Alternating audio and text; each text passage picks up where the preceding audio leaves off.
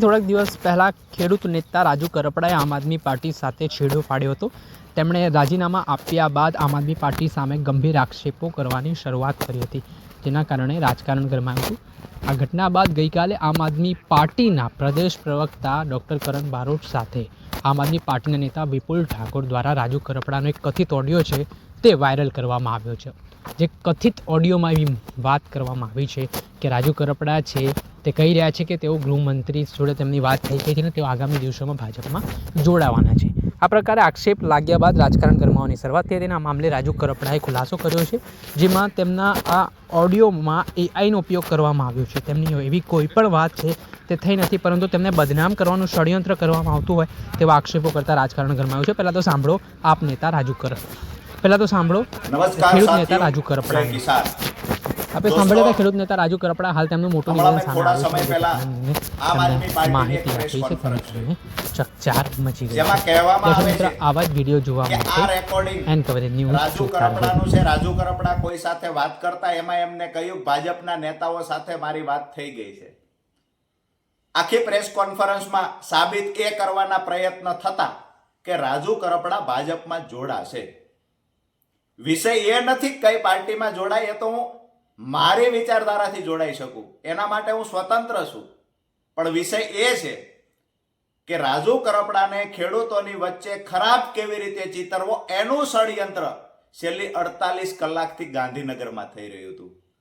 ક્યાંક ને ક્યાંક ટેકનોલોજીનો દુરુપયોગ કરી, જે રાજુ કરપડાનો અવાજ જ નથી, મારે કોઈ સાથે આવી વાત થઈ જ નથી, તેમ છતાંય ટેકનોલોજીનો દુરુપયોગ કરી અને ક્યાંક ને ક્યાંક રાજુ કરપડાનો અવાજ છે.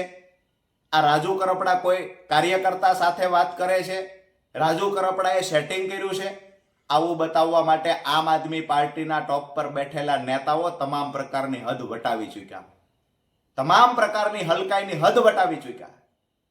કમસે કમ ટેકનોલોજીનો ઉપયોગ કરવો તો મારા અવાજને મળતો અવાજ તો બનાવવો. તો આમાં તો સાફ બતાય છે કે આ અવાજ રાજુ કરપડાનો અવાજ નથી. કમસે કમ નજીક તો લઈ આવવો. તો વિસાવદરની ચૂંટણી સમયે મેં જોયું છે એઆઈનો ઉપયોગ કરી કેશુબાપા આશીર્વાદ દેતા હોય એવા પણ વિડીયો બનેલા છે.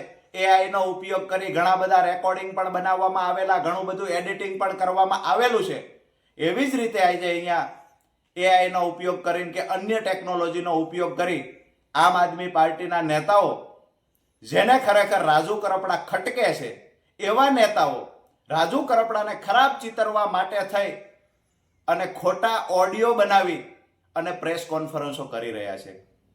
આજે ઓડિયો બનાવ્યો છે, આવતીકાલે એવું પણ બને કે રાજુ કરપડાને વધારે ખરાબ ચિતરવા માટે વિડીયો પણ બનાવવામાં આવે.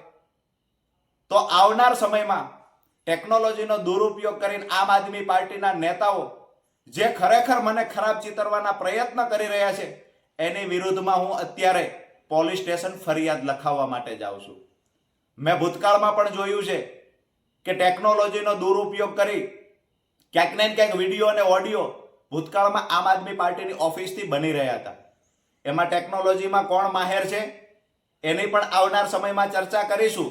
પરંતુ આ માણસ જે પ્રેસ કોન્ફરન્સમાં બેઠો છે એ ગઈકાલ સાંજના 4 વાગ્યાથી લઈ અને આજે જ્યાં સુધી પ્રેસ કોન્ફરન્સ થઈ ત્યાં સુધી ગોપાલભાઈની સાથે રહી અને આ માણસે કમ્પ્લીટ પ્રકારના ક્યાંકથી એડિટ, રેકોર્ડિંગ, કટિંગ આ બધું પ્લાનિંગ પૂર્વક કરી અને રાજુ કરપડાની જે લોકપ્રિયતા ખેડૂતોની વચ્ચે છે એ લોકપ્રિયતા જે જોઈ નથી શકતા, જેના કારણે અમુક લોકોના પેટમાં તેલ રેડાય છે, એ લોકો રાજુ કરપડાને બદનામ કરવાની કોશિશ કરે છે. આવનાર સમયમાં જે પણ કાયદેસર કાર્યવાહી કરવાની થશે આવા લોકો સામે હું ચોક્કસથી કરીશ. આભાર.